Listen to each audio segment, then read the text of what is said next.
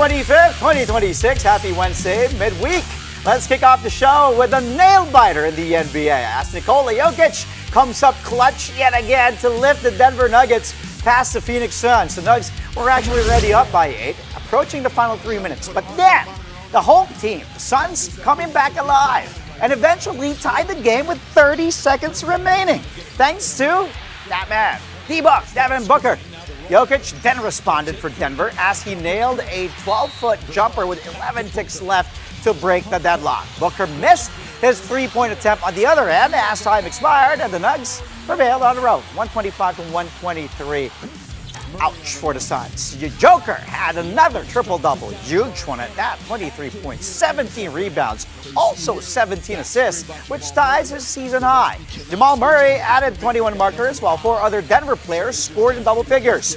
D-Book and Jalen Green combined for 43 points in a losing cause for Phoenix. The Nuggets are 4th in the West with 45 wins and 28 losses, while the Suns are at 7th with 40 victories and 33 defeats. I think we controlled the game the whole time. We were up 15, I think, and when they came back, then we were up again 15. They came back and they made it interesting at the end. I think we should just not turn the ball over and don't give him any hope. But it happens, and at the end we made some important shots, and that's why we won the game. So, this team, like you've played together for so many years, so many of these teammates have been with 4 years, and now you're looking at it in a tightly contested game like this as we go into the playoffs. Are you still learning anything about your teammates or this team? Yeah, you always learn. I think you always learn a situation, different matchup, different time. I think it's we always learn, and I hope I'm glad that we reacted today really good, and hopefully we're gonna continue to play like that. Meantime, Jalen Brunson leads the New York Knicks to their 7th straight win at the expense of the New Orleans Pelicans. The Knicks had a rousing start at Madison Square Garden, outscoring the Pels 42-28 in the first quarter. But New York went cold for stretches in the next 2 frames, giving New Orleans a chance to steal one on the road. With the game hanging in the balance entering the 4th, Brunson did what he does best, delivering in the clutch for the 121-116 win. Brunson scored 15 of his game-high 32 points in the payoff period. He also finished with 7 assists. Karl Anthony Towns added a stellar double-double of 21 markers and 14 rebounds. Zion Williamson tried to counter with 22 points in a losing cause. The Knicks remain solid at the 3rd spot in the East with 48 wins and 25 losses. The Pelicans are 11th in the West with 25 victories and 48 setbacks. Just focus on playing as best we can. Control what we can control. That's what's most important to us right now. You have 15 points in the 4th quarter. What happens to you? What goes on in your mind in a 4th quarter of a close game when it's winning time? Just trying to be myself. Stick to my habits. Focus on my work ethic, what's got me here, and keep it that way. I know free throws aren't exciting to talk about, but the team made 11 of 12 free throws in the 4th quarter as well. Clutch free throw shooting is critical to win, especially when we, again, get into the playoffs. How much has this team focused on that? Because there were some times earlier this season free throws were an issue. Yeah, I mean, like I said, we are control what we can control, and that's one thing that we can control. So it's important for us to finish games, close games, and it's definitely a big component. As for the Charlotte Hornets, they extended their own win streak to 4 games by blowing out the lowly Sacramento Kings. The Hornets hit a franchise-tying 26 three-pointers in a 134-90 victory. Charlotte just waxed hot right from the get-go and was already ahead 72-47 at the break. Buzz City scored 41 more in the 3rd, effectively putting away the struggling Kings. Backcourt duo Kobe White and LaMelo Ball were on a heater, nailing 6 threes apiece.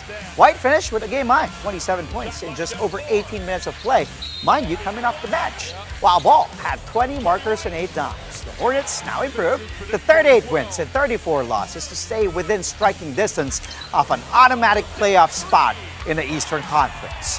Meantime, Kings fall to 19 victories and 54 defeats, dead last in the West.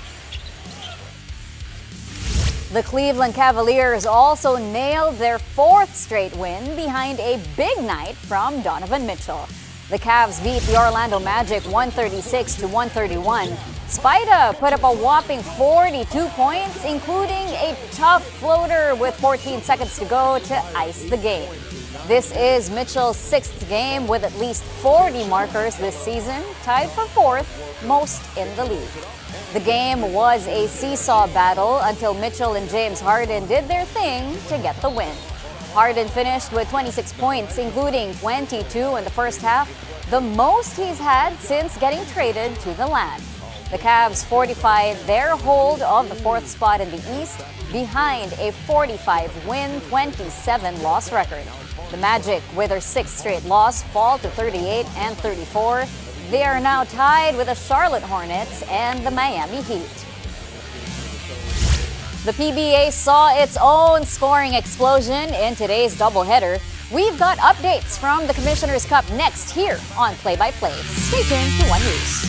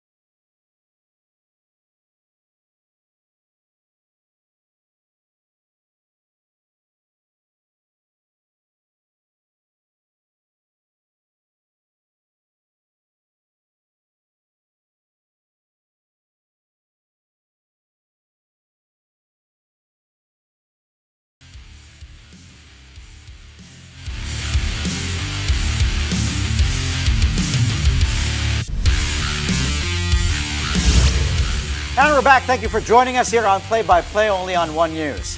The 2026 Asian Track Cycling Championships promises to deliver exciting track action in Tagaytay.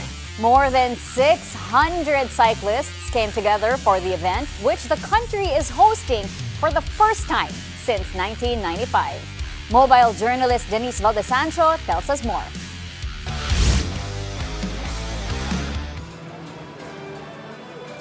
History awaits for cyclists from all over Asia because after 31 years, the Asian Track Championships is back in the Philippines, and it's happening right here at the Tagaytay City Velodrome.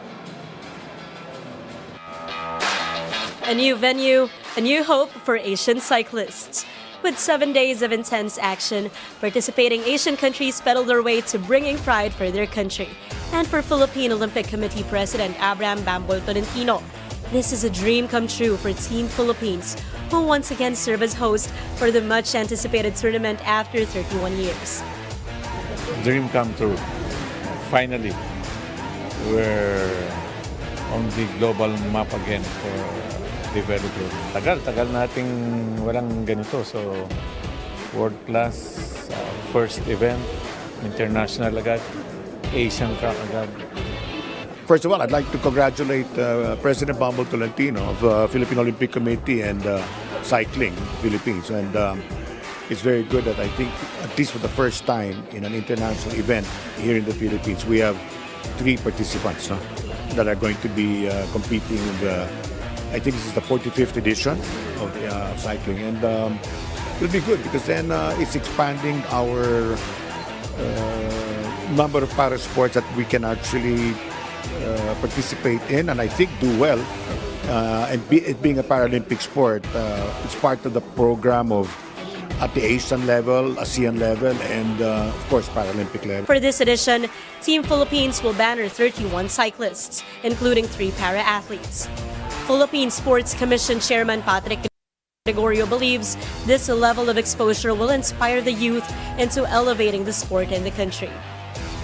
Talagang nakakatuwa, di ba? Nakakabilib. Imagine this is a world-class velodrome in Tagaytay City. The last time was in 1995. Sabi ko nga kay President Bumble, bata pa kami noon. At least ngayon, magagawa uli natin. This is really good for Philippine cycling. This is good for Asian cycling. And ganun talaga dapat ang ginagawa.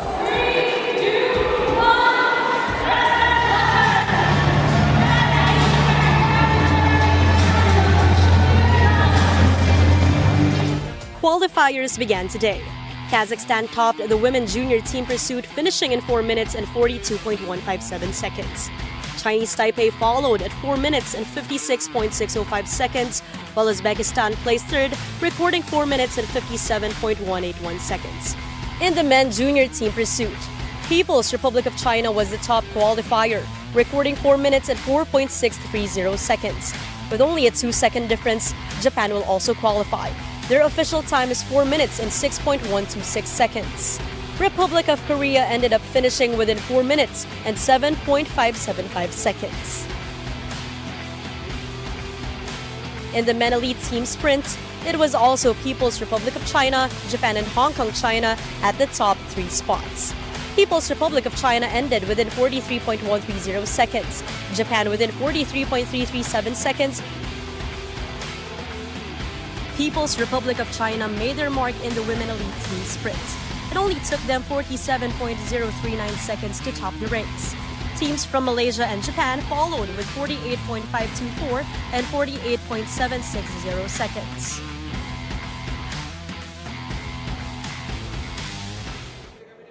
Team Pilipinas qualified in the men junior team sprint. They placed seventh in the qualifiers after recording 46.801 seconds, but had to settle for 8th place in the round 1, finishing within 52.894 seconds.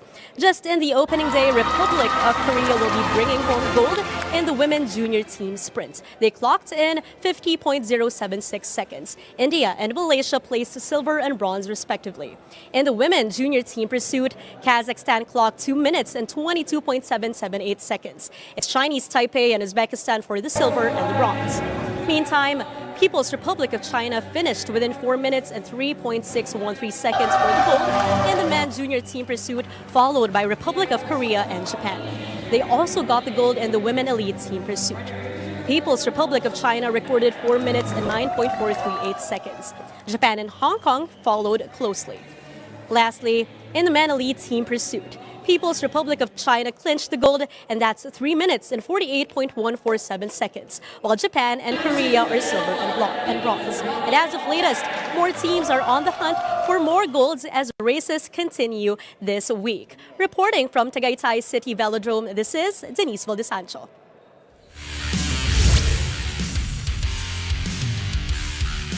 Meanwhile, the PBA Commissioner's Cup, a career game for Richie Rivero as the Phoenix Fuel Masters deal the Terra Firma Jeep with their first defeat. Rivero just did it all in this one, including score a whopping 40 big points to lead Phoenix in a blowout, 133-105. Former LaSalle Archer also finished with 6 rebounds, 8 assists, and 3 steals. 4 other Phoenix players scored in double figures. Francis Escandor added his own career high of 20 markers, while import James Dickey, third, tallied 14 points and 13 rebounds. Jarek Anmisi tried to respond with his 37 points, but to no avail. Mubashar Ali was just limited to 13 markers out of 4 out of 13 from the field following his 50-point explosion in Terra Firma's last game. The Fuel Masters and the Jeep now share identical 3-1 win-loss slates. Yeah, actually, I've been putting in the work, but also I wanna thank God for everything, for this blessing. I wouldn't be able to have done this without his guidance and strength and everything. So yeah, and also thank my teammates, my coaches, my family for all the support and for believing in me. Richie, nabanggit mo nga yung teammates mo. This was a dominant win for you guys. What did you see from your team today that showed how connected you guys are on both ends? Oh yeah, we started really strong. For me, we started really strong. We were running up and down. We were defending. We were making the most out of their misses. So yeah. Meantime, it's the San Miguel Beermen against the Converge Fiber Xers in tonight's second PBA game. SMB trailed by double digits early on, but managed to come back by pounding the ball inside. In the second period, the Beermen continued to attack the paint, but the Fiber Xers were undeterred and remained in control of the game's tempo. At the break, it's Converge, still up 50-42. The Beermen are gunning for the first victory after dropping their opener. Fiber Xers are likewise looking to bounce back and put an end to a 2-game skid. Updates now from the UAAP Season 88 Men's Volleyball Tournament. The UST Golden Spikers return to the win column after cooling off the red-hot DLSU Green Spikers 25-18, 30-28, and 25-23. Josh Ibanez celebrating his 23rd birthday with a 23-point outing built on 16 attacks, 4 blocks, and 3 aces. The MVP frontrunner also had 9 excellent receptions and 4 excellent digs.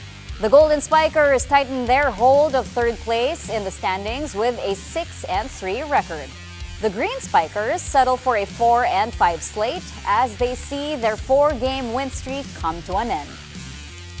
Actually, hindi ko na siya minindset ngayong araw. Minindset ko siya kahapon pa, the other day pa. After nung natalo kami sa Ateneo, sobrang frustrated ko. Like, I can't stop myself na umiyak kasi alam ko talaga na sobrang dami ko pang pwedeng gawin para sana ginawa. Kaso puro mali yung mga ginawa ko. So, ayun, minindset ko kahapon na hindi pa rin manalo ang Lasal since birthday ko ngayon. And I don't want to start the day ng talo na malungkot ako. So, ayun. Siguro birthday buff. As for the Ateneo Blue Eagles, they avenged their first-round loss to the Adamson Soaring Falcons with a hard-fought 25-19, 25-27, 25-22, 25-20 victory. This time, Ateneo leaned on its depth with Kennedy Batas, Amil Pasinio, and Gian Salarzon leading the way. Batas finished with a game-high 24 points along with 15 receptions, while Pasinio added 18 markers. The Blue Eagles, with their third straight win, climbed to 5-4 for fourth place in the standings. The Falcons fall to 2-7 for seventh. First of all, sobrang saya kasi finally nakakabalik na ulit ng 100%. I mean all outs inside the court. Pero still kailangan pa rin mag-ingat kasi future pa din ang iniisip. And I think siguro yung sinasabi ko na to before, yung trust talaga na binibigay sa akin ng mga teammates and coaches ko, yun yung hindi ko talaga, yun yung pinaghuhugutan ko inside the court, yung trust. Coming up, we check out the UAAP Season 88 Women's Volleyball Tournament as the DLSU Lady Spikers put their perfect record on the line in a crucial battle with the UST Golden Tigresses. Play-by-play will be right back. Stay tuned.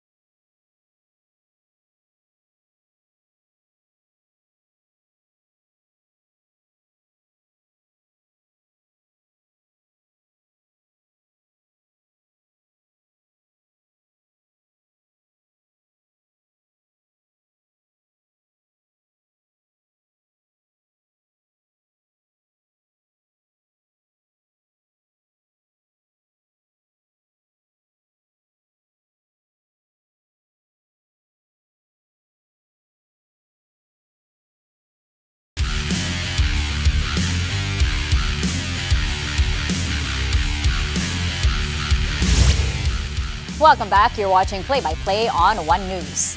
The DLSU Lady Spikers remain perfect in the UAAP Season 88 Women's Volleyball Tournament. LaSalle claimed its 9th straight win after taming the USD Golden Tigresses in 4 sets, 25-12, 18-25, 25-23, and 25-14.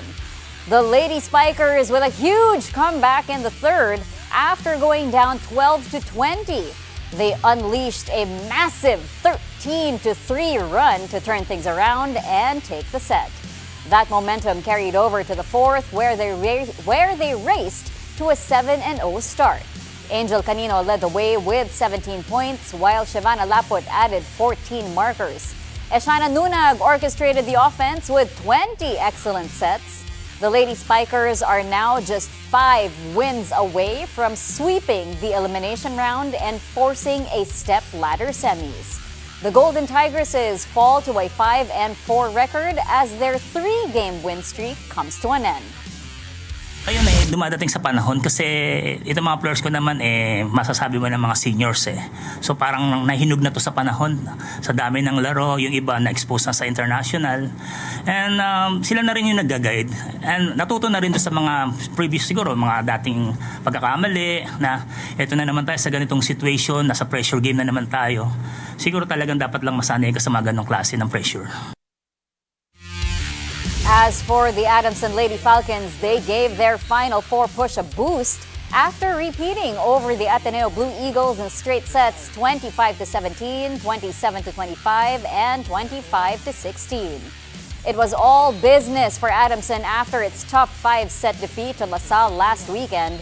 Shaina Nitura once again led the way with 25 points and 15 excellent receptions. The Lady Falcons improved to 5-4 to tie the Golden Tigresses for 4th in the standings. The Blue Eagles dropped to 1-8 to remain in 7th place.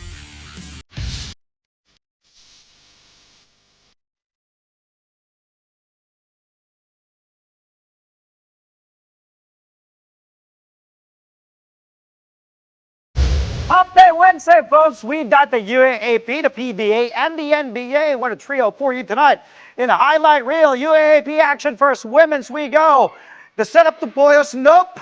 Good dug up by Reteta. Look at that out-of-system play by Nunag. And then Canino rising high, elevating, and detonating. Nothing you can do if you're USC's defense. Look at Angel feeling that one.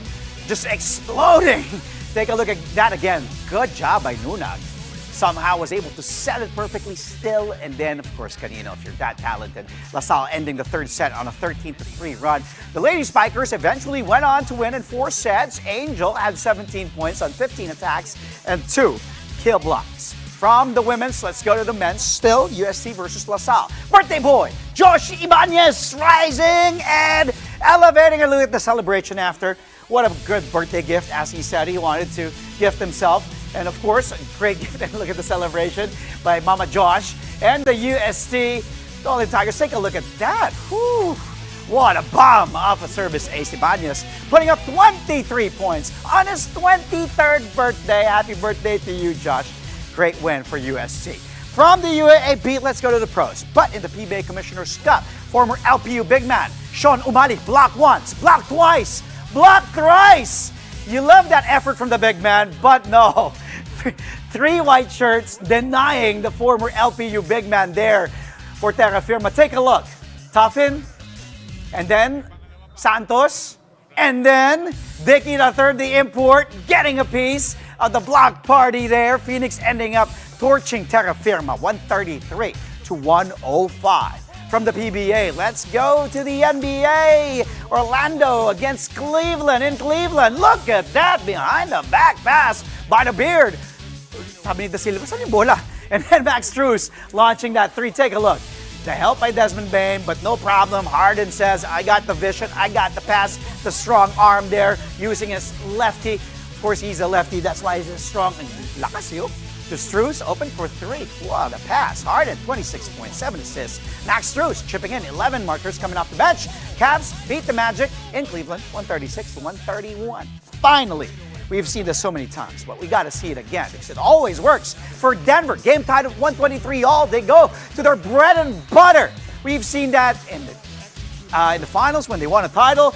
Look at this. The deadly. Jalen Green was guarding Jamal Murray. This deadly pick and roll between Murray and Jokic, and then nobody home. Late yung coverage ni Godaro, but Jokic says, I got this. It's money. That's just cash for Jokic. That close to the hoop. One-hander, and then gives Denver the win. The lead first with 11 seconds. Phoenix couldn't convert on the other end. Joker, 23 points, 17 boards, 17 assists. Nuggets with a narrow win in Phoenix, 125 to 122. Check. And before we go, a big win for Philippine Boxing's grassroots program. The Association of Boxing Alliances in the Philippines has formalized a partnership with the PLDT Employees Multi-Purpose Cooperative, or Telescoop. The Telescoop pledged 500,000 pesos a year over 5 years in a bid to strengthen the country's boxing development program. ABAP says the annual donation will help cover training, competition, and educational needs of young aspiring boxers. The partnership also aims to nurture disciplined and well-rounded athletes. ABAP President Marcos Manalo says the move is heartwarming, especially because the support came even before the young boxers scored wins. Ganda. Yan lang naman talaga hinihingi ng every NSA. Start from grassroots, start when they're little, and then eventually grow the program. And Exactly. alam mo naman yan, Jess, pagdating sa boxing, ang Pilipino, tigil ang mundo, basta boksingero, di ba?